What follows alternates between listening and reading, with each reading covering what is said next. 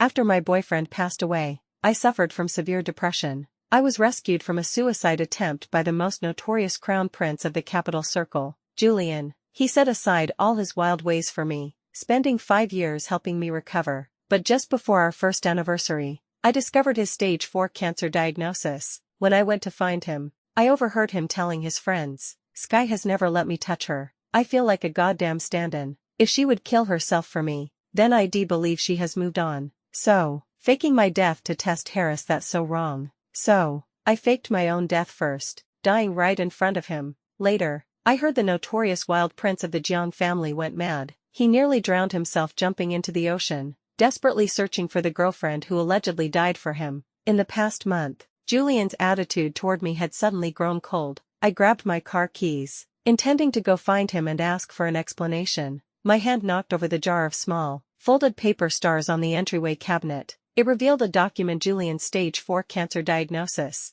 I rubbed my eyes in disbelief. Julian Thorne, 28, stage 4 liver cancer. These words strung together instantly made me dizzy and lightheaded. I could barely breathe. It suddenly made sense. His coldness was a prelude to breaking up. Trying not to burden me, overwhelmed by grief, I desperately wanted to see him. I wanted to tell him that I would stand by him through treatment, devotedly, just as he had stood by me for 5 years until I recovered. But when I found him, I heard his bitter complaint. "Sky hasn't let me touch her all these years. I feel like a goddamn stand-in." I pulled my hand back from the door, watching him inhale deeply from a cigarette, his face etched with annoyance. The dead white moonlight is the most lethal kind. I don't believe Sky has forgotten that guy, but I've already wasted 6 years on her. He didn't look sick at all. He chain-smoked relentlessly. Someone mocked him. "Bro, are you serious? Who plays platonic love in this day and age? Bro, haven't you heard? The living can never compete with the dead. Especially since she tried to kill herself for that guy." Julian's face was cold, silent. Other friends chimed in. "Yeah, why bother with someone like that? Just mess around. You haven't actually gotten serious, have you? You don't get it." Julian spent 5 years with Sky, gave up all his extreme sports, and acted like a little lamb. He invested so much. That's why he's unwilling to give up now. Julian crushed his cigarette, his brow furrowed even deeper. "She has depression. I was afraid of worrying her." He paused, then looked up. Could her depression have been faked? A chill shot up from my feet, seizing my entire body. "You never know. I think the main reason she won't let you touch her is because she hasn't gotten over her ex-boyfriend and doesn't want to accept you." Julian's face was devoid of emotion, yet he radiated coldness. Seeing the atmosphere thicken, someone tried to reassure him. "Look, don't take it too hard. The guy she loved is dead, so he's no real threat." "Is he?" Julian's eyes were still cold. "I really want to see if Sky truly loves me." "Dude, what do you mean?" someone asked. The lights dimmed, concealing Julian's face in shadow, but I heard his voice clearly, tinged with bitterness. "So, I'm going to fake my death to test her love for me, to see if she'd kill herself for me, too." I stood at the doorway, holding a glass of honey water, the words he spoke weighing on me like lead. Julian always thought I saw him as a stand-in. He was even willing to reopen my wounds, testing whether I would die for him. My heart felt bound by vines, tightening and painfully squeezing. I suddenly remembered the day I jumped into the ocean, unable to endure the pain, and he rescued me. He didn't, like everyone else, tell me to move on and look forward. Instead, he told me that if I truly couldn't let go, I could keep it deep inside. Forgetting wasn't necessary to embrace a new life. Just walking through each day would eventually lead me to the desired destination. After that, he appeared in my life. Even when I ignored him, he stayed, willing to keep me company. Then, one day, a ray of light shone onto my blanket. I reached out to touch the warmth, and the knot in my heart slowly untangled. That was the 3rd year we knew each other. We shared many moments later on. His persistence and commitment slowly made me accept him. In the 5th year, before accepting his confession, I visited Keith's grave and told him I was moving forward and wouldn't be coming back. But now, it was clear Julian never believed me. Someone offered him a drink. "Honestly, this is risky. What if you get caught? How do you recover from that? Her depression relapses, and you have to spend 5 more years helping her recover. Bro, do you have that much free time? And if she really kills herself for you, and you can't save her, wouldn't that hurt?" "Of course it would hurt." Julian slowly took a sip of his drink, a smile playing on his lips. "But don't worry, if it proves her love, I don't think Sky will have any complaints." He paused, then continued. "Besides, Everyone will know she loved me enough to commit suicide. Then she'll only ever belong to me in this circle. Who else would want her? He pursed his lips and smiled. Even if I can't save her, I'll remember her for the rest of my life. 5. I stood outside the door, trembling as if drenched in ice water. My heart was completely chilled. Those words hit me like sledgehammers to the chest. I clung tightly to the wall just to stay upright. It wasn't stage 4 cancer. It was just a test. Regardless of whether my depression relapsed,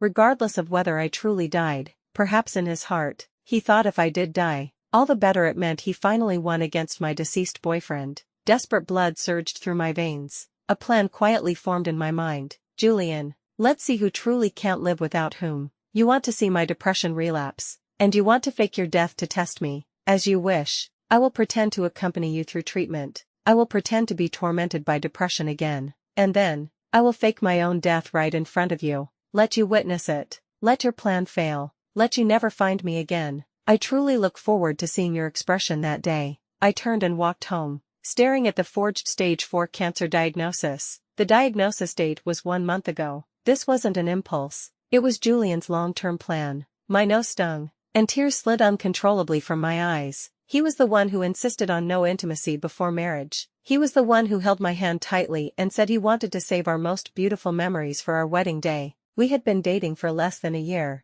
I always thought intimacy would happen naturally and never felt the need to rush it. If he truly wanted it, I wouldn't necessarily have refused. Yet, coming from Julian, my refusal meant I hadn't moved on from someone else. Using intimacy as an excuse to reject him. How ridiculous. For him, accompanying me was a burden. A waste of time. But why didn't he tell me sooner? It was 6 years, not 6 days. If he had told me earlier, I wouldn't have clung to him. I would have lived my life alone. Instead, now that I had finally given him my genuine affection, 1 year later, I was being played like a fool. I squeezed the flesh between my thumb and index finger hard. Thank goodness, fate was helping me. It allowed me to find out early, preventing my depression from truly relapsing. It also taught me that a man's love always comes with conditions and calculations. When Julian returned, I was still sitting on the sofa, staring into space. Clack. The light snapped on brightly. The sudden glare made me instinctively close my eyes. He seemed surprised that I was still awake. He exclaimed, "Sky." I opened my eyes and looked at him, still tightly gripping the report. He paused for a moment, then hurried toward me. I asked him in a trembling voice, "Is this real?" Then, 2 lines of clear tears fell. He pressed his lips together and reached out to wipe my tears, looking genuinely distressed. "Don't cry. I'm fine." Perhaps unable to meet my gaze, he hugged me and rubbed his cheek against my neck. "Life is full of sickness and death, Sky. I'm lucky to have met you these past few years. I truly have no regrets. Don't be sad, okay? I don't want your illness to relapse." See, he was the one who cared about me, but he was also the one who wanted to test me by seeing me commit suicide for him. Julian, which words coming from your mouth right now are the truth? The memory of him mockingly telling his friends about his impatience in the bar was chilling. The image of him gently and sincerely saying he would love me forever was heartwarming. The myriad images clashed, splintering Julian's face into different personalities. I felt like someone was repeatedly slamming a heavy fist against my skull. Each blow made it hard to breathe. My body started shaking and feeling cold. Whether he loved me or not, couldn't he tell? Why put me through this? For a moment, logic told me to just stop here and now, lay out the truth, leave gracefully, but he cradled my face and asked, "Sky, what's wrong? Why are you shaking? Is your illness coming back? Huh? Isn't this exactly what you wanted to see? Why the pretense?" So, I broke free of his embrace and looked at him, my voice hoarse. "Julian, your cancer is fake, isn't it?" I didn't know what was going through his mind at that moment. Perhaps he thought the lie was exposed, and he should simply admit his resentment, or perhaps he planned to feign ignorance, take the report, and end things as a breakup. I thought, let's just stop here, let's let each other go. But after a long silence, Julian looked at me, his eyes slightly red. "Sky, the moment I was diagnosed, I wanted to break up with you. I was terrified of burdening you. That's why I was cold this past month. I thought you wouldn't find out, and I could just die quietly." A lie. If he truly wanted to die quietly, he wouldn't have left the diagnosis in my home. But I couldn't let go. I couldn't bear being without you. I was tormented by missing you and by the disease. All I could think about was you. So I came back. Forgive my selfishness. Even in the last moment of my life, I want you by my side. I slowly closed my eyes. You still want to go through with your plan, Julian. Sky, are you okay? Should I get your medication? How could someone express such genuine concern while carrying out such a hurtful act? I dug my nails fiercely into my palm, forcing down the lump in my throat. Then I reached out and hugged him. Julian, I'll stay with you through the treatment. You will get better. If you don't get better, I'll die with you. I felt Julian's back stiffen instantly, but ultimately, he said nothing. Julian, let's play this game out. Let's see who wins in the end. Julian checked into the private, luxurious hospital he had already arranged. I watched through the doorway as a group of people surrounded him, laughing, not a hint of sadness among them. A stunningly bright girl stood at the front, playfully punching his chest. So, can you still go racing with me? Julian chuckled. Why would a girl race? You'll never get married. The girl pouted, looking sweet and coy. Humph, didn't you promise me that if you weren't married by 30, you'd marry me? Julian pinched her cheek, a hint of fondness in his gesture. Don't waste your time on me. I have a girlfriend. The girl sneered. The one whose boyfriend died, who you rescued after she tried to kill herself for him. The girl you were willing to change for. I'm seriously curious what she looks like. Julian pursed his lips. She's very fragile. The girl shrugged. I think you're the fragile one. Why choose someone like that? If you had accepted my confession back then, we'd be married by now. Julian lowered his eyes, not refuting her words. I composed myself and knocked on the door. The idle chatter instantly ceased, and all eyes turned to the door. Seeing me walk in, Julian, wearing a hospital gown, covered his chest and feigned a few coughs. Sky, he reached out to take my hand. I placed the soup on the table, not returning his grasp. I made some soup to help you recuperate. What did the doctor say? Everyone in the room looked like they were watching a show, and I was just playing along in their childish game. I need chemotherapy. If we caught it early, maybe it can be cured. The girl's eyes had been glued to me since I entered. Julian introduced us. Sky, this is Summer. She's a friend we grew up with. He deliberately emphasized the word friend. I nodded, meeting her gaze. Hello. She looked at me provocatively and opened the bowl of soup. I haven't eaten, and am starving. You don't mind if I have some, right? Julian interrupted her. I'm the patient. Why are you drinking my soup? You're so stingy. I can't even have a sip of soup. I insist. With that, she grabbed a spoon and started drinking. I watched her quietly. Did it taste good? It was takeout. She seemed to be trying to assert dominance this way. She soon tossed the spoon. Looking at Julian, I drank from it. So you can't have any now. Then she turned to me, smiling disdainfully. He was perfectly fine before I left. How did he not only give up all his extreme sports and become so careful but also get cancer after meeting you? Are you here to collect a debt? Julian looked displeased. Summer, what nonsense. If you don't want to be here, go back to America. You're shouting at me again. Summer stood up, pouting. Julian, I tried to help you, and you treat me like trash. You deserve this. Having such an unlucky girlfriend. She glared at Julian and slammed the door behind her as she left. The others quickly made their excuses and left, too. Julian stared at the door and rubbed his temples. She's just childish like that. Don't mind her. I lowered my eyes and poured him water. Julian took my hand and pulled it toward his lips, drinking from the cup while holding my hand. He raised an eyebrow. You don't look happy. Jealous? No. I withdrew my hand and set the cup down. He pulled me into his arms again. Sky, Summer grew up with us. She's blunt. Don't take it to heart. He sounded candid, as if there was truly nothing between them, but on his phone screen, which he hadn't locked, I saw that he had Summer saved as my little queen, and after she slammed the door, the little queen had texted him. I don't care. You have to take me racing tonight. It didn't matter. I had also created a social media account and began documenting my journey of accompanying my boyfriend through cancer. Day 1 of liver cancer treatment. They say once it's discovered, it's terminal, but he's so young. Why is fate so cruel to him? I wish I had this disease instead. The picture was an unflattering, non-revealing photo of Julian in his hospital gown. I stayed with him all day. When the clock struck 6 p.m., his phone buzzed relentlessly. I was drawing him on my tablet. As I finished the last stroke, Julian finally spoke. Sky, you must be tired after a day here. Go home and rest. I put away my tablet and smiled. I'm not tired. He took my hand. I'm worried about you getting exhausted. I'm fine. A look of anxiety crossed Julian's face. He didn't even realize he was squeezing my hand so hard that his knuckles were white. I pretended not to notice and showed him the drawing. Look, is it a good likeness? Normally, he would offer a thoughtful critique. Today, He glanced between my drawing and his constantly pinging phone. He replied perfunctorily, "Anything Sky draws is the best," but his eyes quickly shifted away. I counted silently. 1, 2. When I reached 3, he cupped my face. "Sky, please go home now. I hired a nurse. Fighting cancer is a marathon. Don't wear yourself out on the first day." He wanted me to leave early, so he could keep his appointment. I nodded. "Okay, I'll go home now. Rest well, and call me if you feel unwell. I'll have the driver take you." He quickly reached for his phone.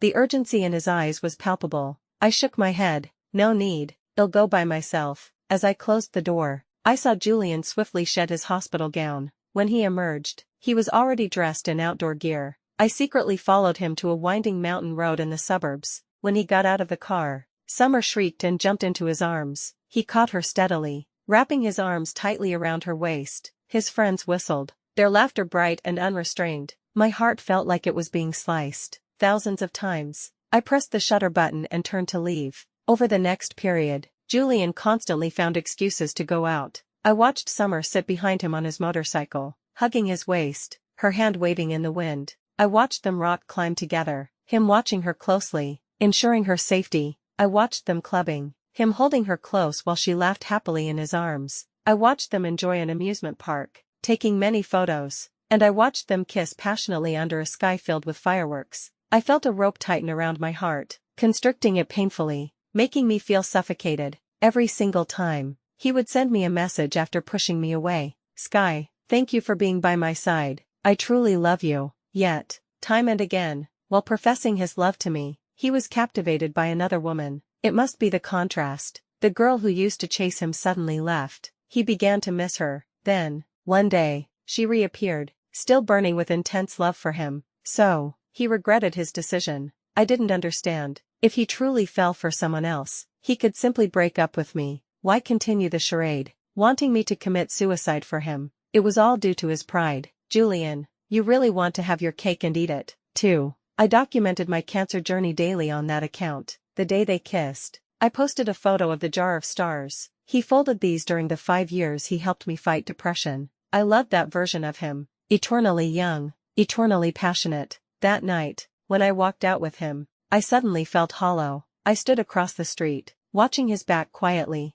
I still held the jar of stars, each one concealing a word of blessing Julian had written for me. I truly believed I was starting a new life and heading towards a happy ending with him. The night I finally broke completely with my parents, they pointed at Julian, calling him a reckless playboy with no future. They said the Sue family was a respected scholarly family in the circle and wouldn't allow their daughter to be with the son of a mistress. I challenged them, asking why they never cared about me after their divorce when I was 5. Why they didn't visit when I developed depression after grandma's death. Yet, here they were, after someone had spent 5 years dedicated to me and I was finally ready to accept him, inserting themselves into my life. On what grounds? They were simply afraid I would bring them shame. They were eternally selfish, only loving themselves. I cried hysterically that night. Julian stood nearby, not daring to touch or hug me. He said he had no right, no official status. It would be bad for my reputation. But he took the opportunity to confess his love. He said, "Don't feel burdened. Love is never a burden. My love for you is enough. Whether you accept me or not is your choice and your right. I just want you to be well." That day, I cried in his arms. He gently held me, his tears falling onto my neck, his voice trembling and excited. "We've been through so much. We have to reach the finish line together. Sky, I love you. I wish I could tell the whole world I love you. But how could the person who tearfully swore his love and offered gentle companionship suddenly change?" As I put my phone away, I suddenly heard a car horn. Blinding headlights shone on my face. I raised my hand to block them. Then, someone shoved me hard. I turned and saw Julian lying on the side of the road. Blood stained his face. Instantly, screams, horns, and shouts poured into my ears from all directions. I felt dizzy. The person on the ground called out weakly, "Sky." Snapping back to reality, I crawled to Julian's side. He grabbed my hand, forcing a weak smile. "Sky, I was going to die anyway. I'm just glad you're safe."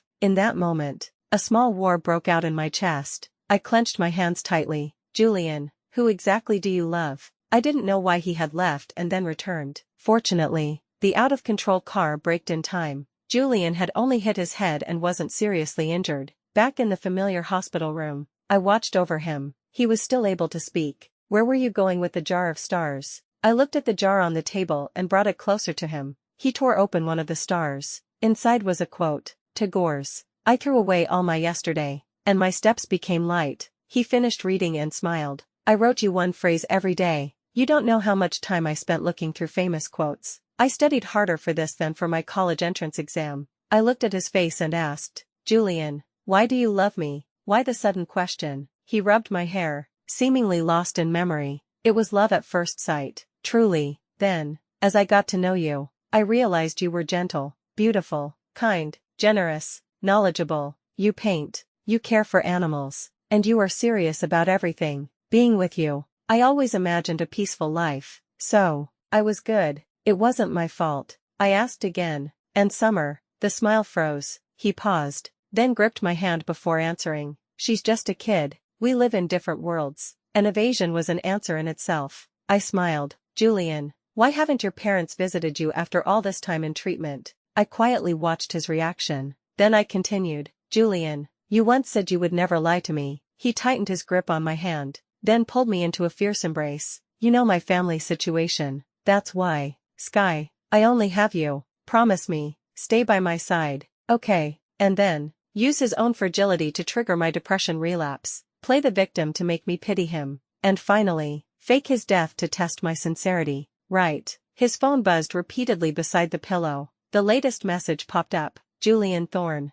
you motherfucker. How dare you stand me up? I ignored the brief moment of wavering I felt when he saved me. I also posted on my account. My boyfriend seems to be secretly going racing behind my back. He's in such good spirits. I'm starting to wonder if he can be cured. What do you all think? The picture was the stage 4 cancer report. Feeling suffocated, I stepped out for fresh air, but I saw Summer at the door. She was likely upset that Julian had stood her up. She marched over and pulled me into the hallway, demanding, were you clinging to him all day? I found it somewhat amusing. He's my boyfriend. What right do you have to ask me that? Summer lifted her shirt slightly. There was a patterned tattoo on her side. She smiled. Saiji, it's the initials of me and Julian. We got it together. Tell me if I have the right to ask you. I clenched my teeth, my heart sinking painfully. My eyes fixated on the tattoo on her waist. I remembered that when Julian took off his jacket during a sudden rainstorm while hiking, I had seen a tattoo on his side. I asked him what it was that day. He said it was just a meaningless string of English letters. Now I knew.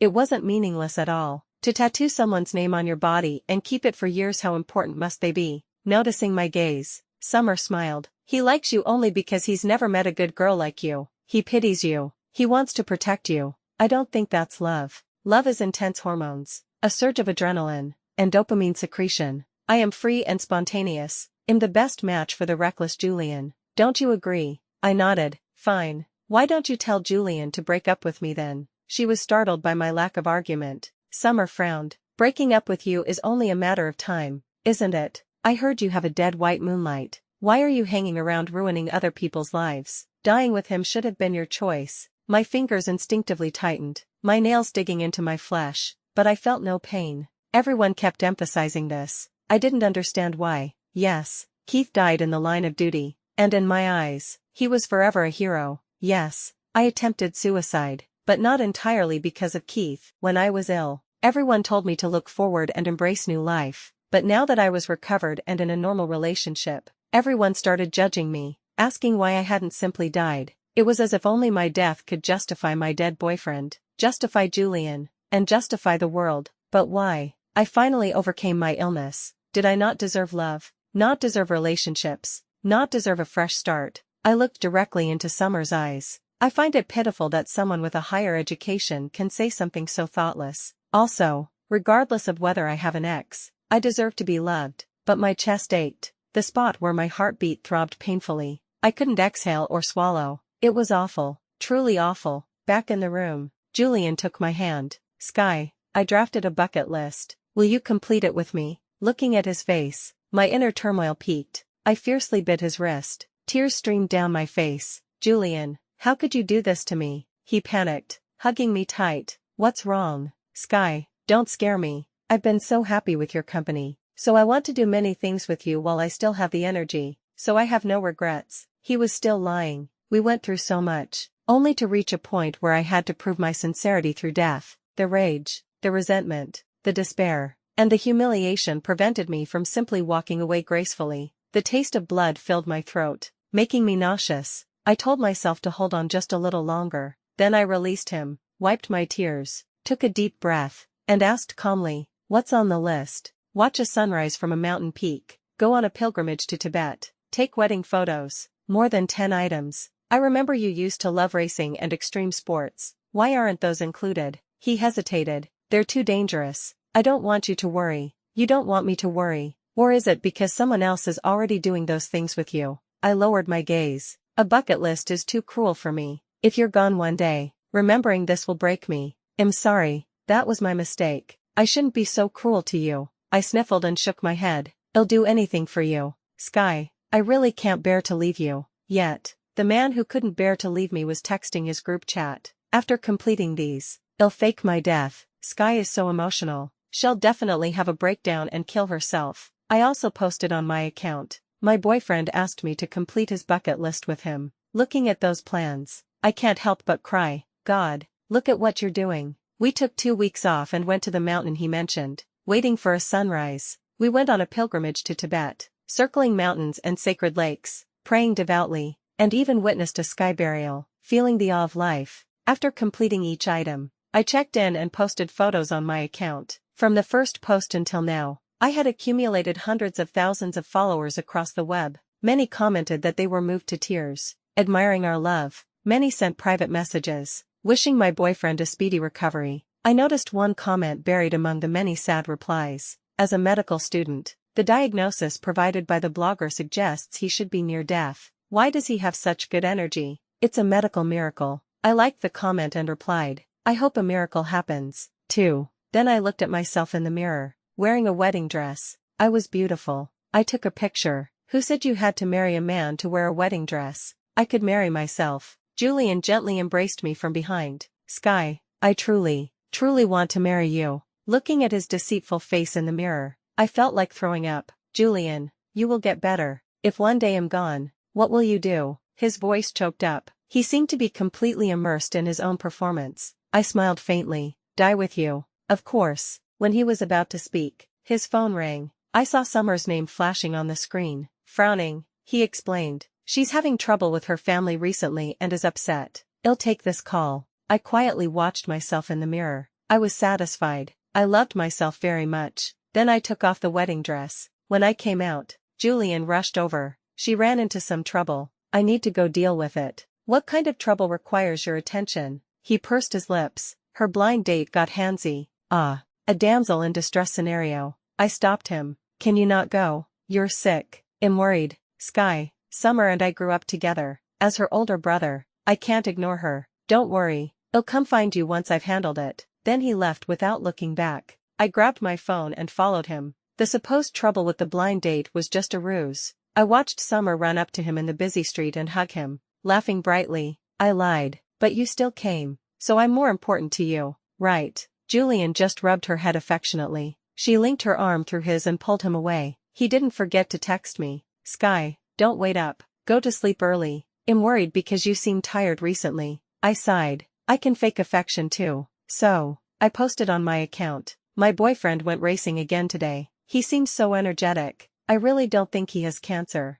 What do you guys think? I told myself it would end soon. The day before the final countdown, I drove to the cemetery to visit my grandmother. I used to crave my parents' attention, begging them to love me, even losing my dignity, but no one answered. Back then, I had my loving grandmother and Keith, but fate loved to play jokes. The two people who loved me both died in the spring of that year, just as life was renewing. That was why I developed depression. When the seawater was about to engulf me, I yearned for someone to love me, but the word love was too heavy. Giving and taking extract a heavy toll. So, even separation required a grand ceremony. I gently touched Grandma's photo. Grandma, I'm leaving. A person must have the courage to face the unknown, mustn't they? Besides, I already defeated depression once. I'm very strong, right? So, I won't repeat the same mistakes. I'll love myself and live well, embracing a new journey in life. Grandma, take care. I might not be able to visit you for a long time. I drove back as the sun set. On the road, I received a video from Summer. Sorry, I monopolized your 1-year anniversary date. In the video, they seemed to be celebrating at a bar, when someone wrapped their arm around her waist and leaned in to kiss her. Julian suddenly appeared. He violently yanked the man away and punched him, and the two men quickly devolved into a brawl. Julian won, fiercely dragging Summer out by the arm. The camera shook for a moment. I saw Julian grab Summer's waist and set her on a ledge near a hallway window. Possessively, he gripped her chin and kissed her fiercely, brutally. Summer opened her eyes and directed a look of triumphant provocation toward the camera. She was doing it deliberately. A chill spread through me, inch by inch, but there was no longer the initial heart-shattering anger or heartache. It felt painless and dull now. I casually forwarded the video to Julian. "Let's talk." He seemed to rush over immediately after receiving my message. When Julian appeared, the lipstick mark on his mouth hadn't been completely wiped away. I silently averted my eyes and poured him a cup of tea. "Sit down." He didn't sit. Instead, he walked over and half-knelt in front of me, taking my hand and placing it on his face. "Sky, let me explain." I was calm and composed. "Okay, I'm listening." Then I withdrew my hand. His face instantly went pale. The next second, he fiercely slapped his own cheeks twice. "It's my fault." The alcohol went to my head. It was a momentary impulse. Well, he wasn't lying about that. Julian squeezed out a few tears. "I have no excuse for that, but you are the one I love." "Sky." I turned to look at him. "Why don't we break up?" "What?" I said. "Let's break up." "Can we?" "No. Sky, we can't break up. I'm dying. If you leave me, I want rest and peace." "Do you like Summer?" "No." He answered almost immediately. "If you don't like her, why did you kiss her?" Julian shook his head, looking bewildered. "I don't know. Maybe it was possessiveness. Or maybe I thought I didn't have much time left. She loved me for so many years,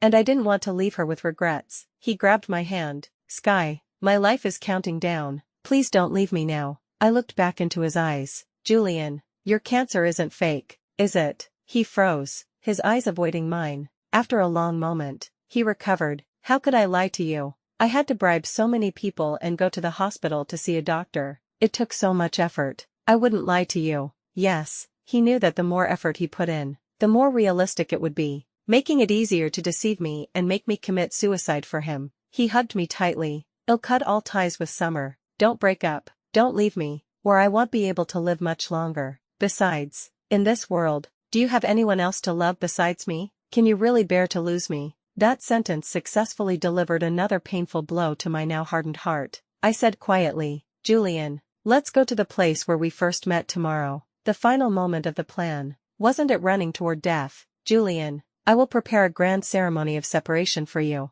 Before you die, I will die in front of you. I look forward to tomorrow." The next morning, I started the live stream. I sat on the edge of the cliff. The sun was already up, shining through the clouds in golden streaks. Lost in the beautiful scenery, I heard Julian's slightly trembling voice behind me. "Sky, what are you doing there?" I turned around. Julian stood not far away, but Summer was next to him. I smiled gently and said, "Julian, my depression seems to have relapsed. It's severe, but I didn't tell you because I was afraid of worrying you. Yesterday, you asked if I could bear to lose you. I can't. I've seen people I love die too many times before. I'm very fragile. Sky, come back. Don't do anything rash." "Okay." Julian took a step toward me, the panic on his face seeming genuine. "Don't come closer," I warned. He stopped, his eyes already red. I looked at him. "Julian, I took your report to a doctor. They said the disease is terminal." He opened his mouth but offered no explanation. "And seeing you kiss someone else, being with someone else, broke my heart." He immediately argued.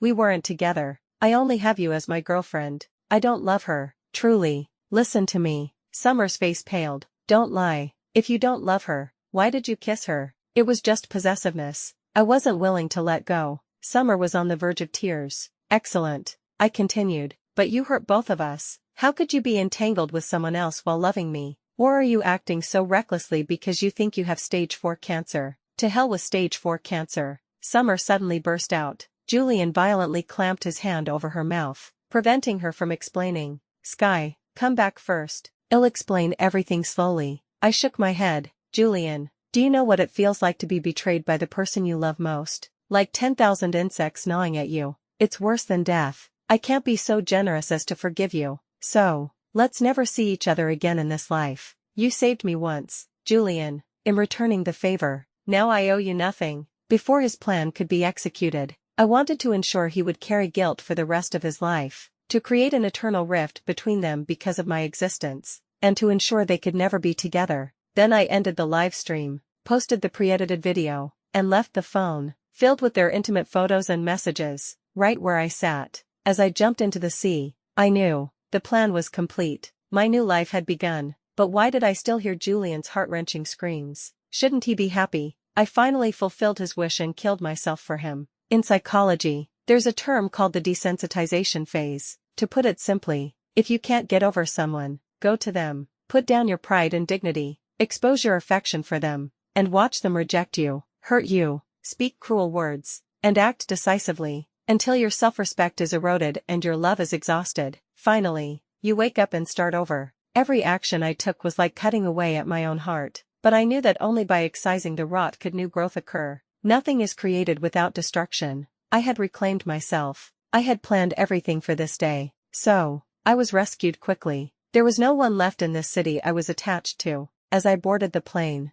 I checked my phone. Unsurprisingly, the incident had caused a huge reaction. I had already arranged for people to stir up the drama beforehand. Someone had recorded the live stream, and it was quickly trending on TikTok. The content on my account was seen by even more people. Those records of extreme sadness and heartache were swords pointed directly at them. Because Julian's face was visible, netizens quickly deduced the truth. I have connections in the family. I heard Julian never had cancer. I'm so angry I could kill someone. The girl was heartbroken, helping him fight cancer, and he was lying the whole time. Is he insane? The medical student's skeptical comment was dug up, and many netizens accused him of faking cancer. They angrily called him a pure sociopath. After seeing the kissing video I posted and the live stream content, they also viciously attacked Summer, calling her a disgusting mistress. Some people were trying to figure out my intentions. I don't understand why the girl live-streamed the exposure. Couldn't she just break up with him? If I were her, I'd be even more ruthless. I want revenge. Latest news. I heard from my parents that the scumbag from the Jiang family jumped into the ocean, almost died, and is in the ICU. Did they find the girl? Unclear. I don't know if she drowned or disappeared, but I wish her well. I smiled. I was doing great. Life is long, and sometimes you just have to weather insignificant storms. From now on, the vast world belonged to me, unrelated to anyone else. I settled in a small town in Northern Europe, carrying my easel out daily to sketch and paint. I made many new friends and lived a carefree life. My artwork sold well, evolving through different styles. My current style was lighter and brighter. To find inspiration, I rarely stayed in one city for long. I viewed myself as an observer of this world, watching others' lives unfold. I drank with strangers and shared my story. They told me that overcoming depression was an extraordinary feat. I pondered for a moment and said, a bright young man once accompanied me for a while. I'm grateful for that version of him. They hugged me. He deserves thanks. Of course, everyone who appears in your life serves a purpose. In that moment, I felt truly at peace. In the third year, I suddenly received a call from my mother. She said my father was gravely ill and wanted to see me one last time. Could I come home? I thought for a moment and asked her, do you remember what you did when I knelt before you, begging you to come see me years ago? My mother on the other end fell silent. They had released my hand without hesitation, walking away without ever looking back. I continued, Ms. Lou, I remember we severed ties years ago. I haven't had a mother or father for a long time. Did you forget? Then I hung up. In the 5th year, I missed Grandma, so I decided to go back, visit her grave, and chat with her. Upon returning, I inevitably heard news about Julian. The scandal was enormous back then. When Julian woke up, he frantically searched for me, kneeling by the ocean, saying he was sorry. Summer, feeling betrayed herself, posted screenshots and recordings of his conversations about faking cancer to deceive me. This triggered another trending topic. Many people called him a murderer, a psychopath who used death to prove others' love for him.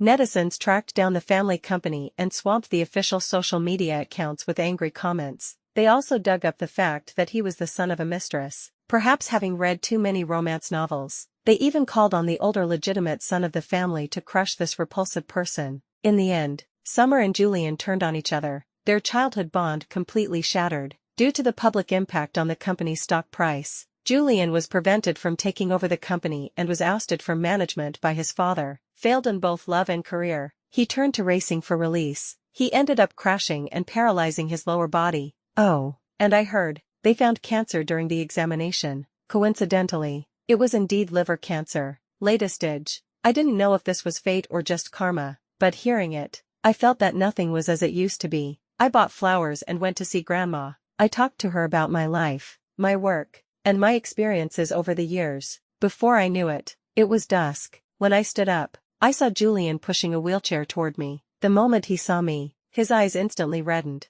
and he spoke with a choked voice. "Sky, you're alive. You're alive." In just 5 years, he had changed so much I barely recognized him. He was haggard, worn, bald, and bore the scars of chemotherapy. "I couldn't find you anywhere. I went to your house. You were gone." I jumped into the ocean and only felt the cold seawater. The Thorne family was wealthy, and I had money too. If I wanted to erase my tracks, it was easy. I truly regret it. I regret it so much. I shouldn't have tried to test your sincerity by faking my death. I have nightmares every day, dreaming of you jumping in front of me, and I couldn't catch you. The guilt is killing me, especially when I wake up thinking about the places we went, the things we did, the wedding dress you wore. It torments me. You left behind so many photos of me with someone else. Every time I look at them, I want to stab myself. How desperate must you have been back then? Look at him. The boomerang eventually comes back to strike you. I delivered the final blow. Julian, I knew your entire plan. I was playing a part for you. His face went instantly white. I said softly, "The moment you could question whether my depression was faked, you not only displayed distrust in me but also slandered the sincerity of your own past feelings. Once doubt begins, the accusation is already set." I found the most pathetic part was that when you loved someone, you could accept anything. When you didn't, anything could become a reason for suspicion. I was wrong. But if you were playing a role, did that mean you still loved me? Sky, is there still a chance for us? I smiled, unapologetically looking him over. Julian, look at yourself. Do you deserve me now? His hands trembled violently. So, documenting our daily life and starting the live stream was all that premeditated revenge. The Sky I saw was gentle and kind. Do gentle and kind people deserve to be bullied? Julian, you knew my story. You knew Keith's death, my grandmother's death, and my broken family were the real causes of my depression. Yet, everything coming from your mouth was a lie. I should be thankful I saw through you early. He was silent, tears rolling down his face. I looked away. Even youthful, deep affection could lead to such mutual aversion. Finally, he asked, "I'm about to die. Will you forgive me?" I left decisively. I would never forgive him, but I would let flowers be flowers, and trees be trees. I would reclaim myself. From now on, our paths diverge, never to meet again. Oh, in the end, the day my artwork sold for 50 million, I heard Julian died alone in the hospital. Beside him was the jar of small paper stars. The unfolded paper star beside the jar read, "I wish I could go back to that year. You were you, and I was me." My eyes were full of light when I looked at you, reflecting your gentle and bright appearance. But he couldn't go back.